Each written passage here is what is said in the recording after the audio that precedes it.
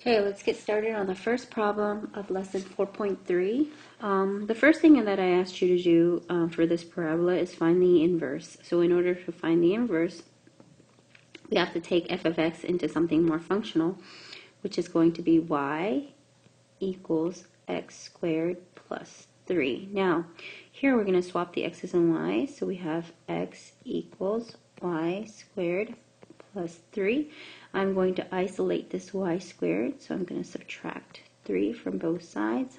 So I have x minus 3 equals y squared.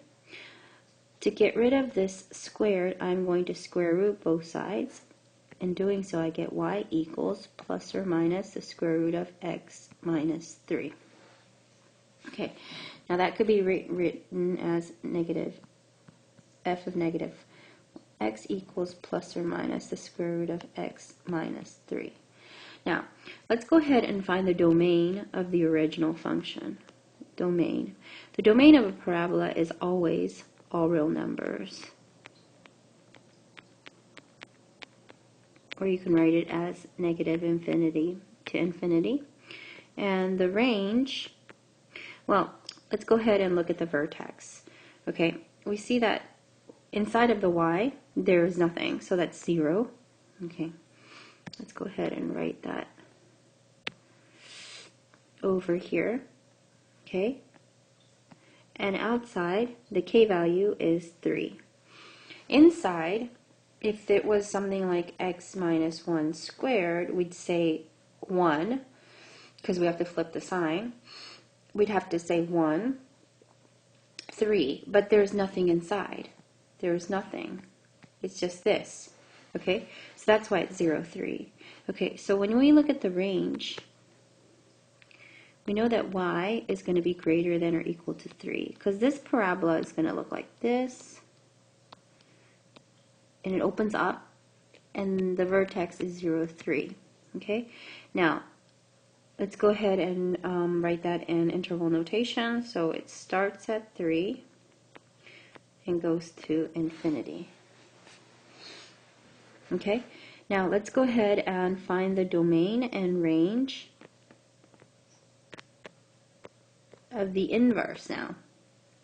That's really easy once you find the domain and range of the original function, because all you have to do is swap them. So now the y is greater than or equal to 3. Okay, that becomes the domain, which is x is greater than or equal to 3, so you can rewrite that as 3 and infinity. And then the range is all real numbers, or negative infinity to infinity. Okay, now we're done with that. Let's go ahead and graph it. Let's graph the original function.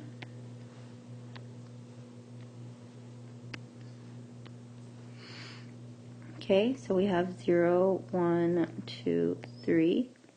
So our point is here. Let's go ahead and do it in a different color. Point is here. I'm looking at this vertex right here. Okay, now we have 0, 3. Okay, and we have y equals x squared plus 3. That's the original function.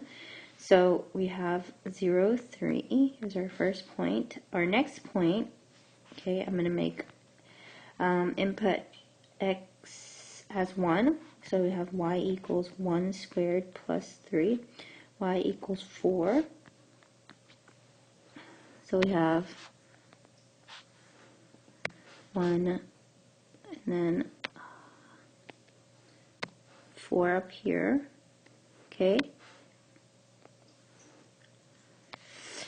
When we know that it's 1, 4 for one step to the right of this parabola, we also know that it's also going to be negative 1, 4. That's how parabolas work. They're symmetric. So here is my parabola, my original function. Okay, now I want the graph of the inverse. So how am I going to do that? I'm going to take these numbers and just plot the inverses. So that's 0, 3, 0, 4, 1, and 4, negative 1. So let's be 1, 2, 3, 0. And then 1, 2, 3, 4, 4, 1, right here, and 4, negative 1. There's my inverse. Okay?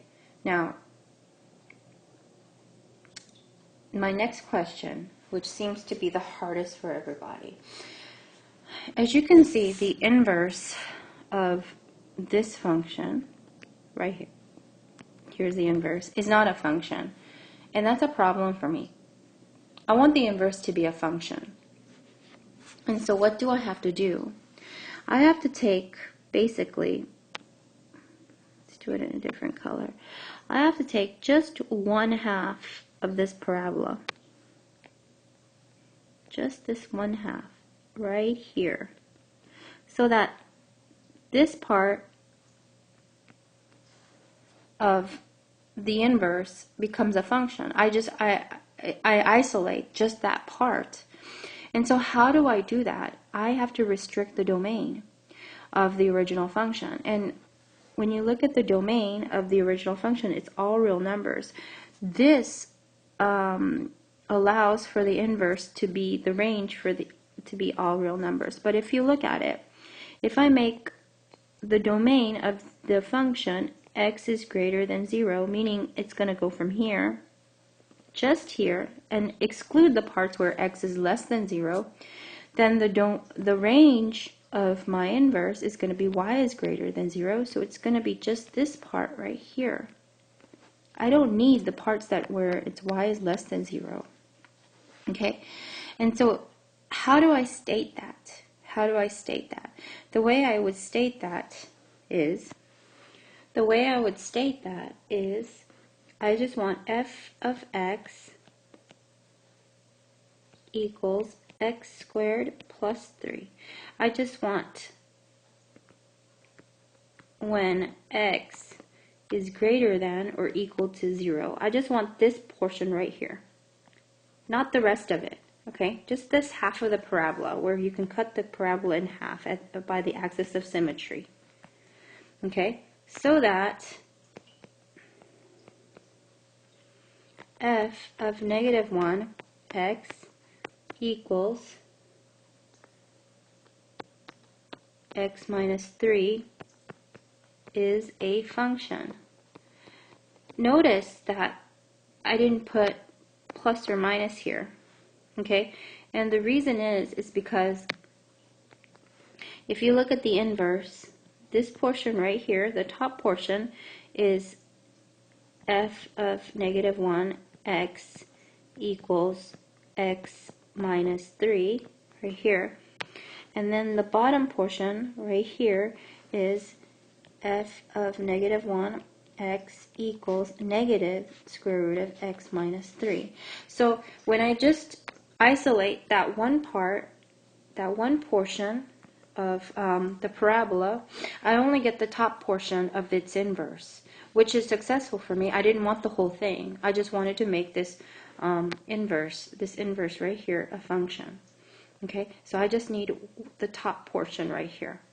Okay, so this restriction, x is greater than or equal to 0, okay, allows me to just isolate the top portion of the inverse. It excludes this bottom portion. So it cuts this inverse in half, and I just get the top portion, and that's why it is a function now. Because the problem was that there's two sides that was symmetric of the inverse. Okay? Okay? And the way that I got this 0 is I looked at the vertex. The original vertex was 0, 3, and I look at the x value. Okay? Good.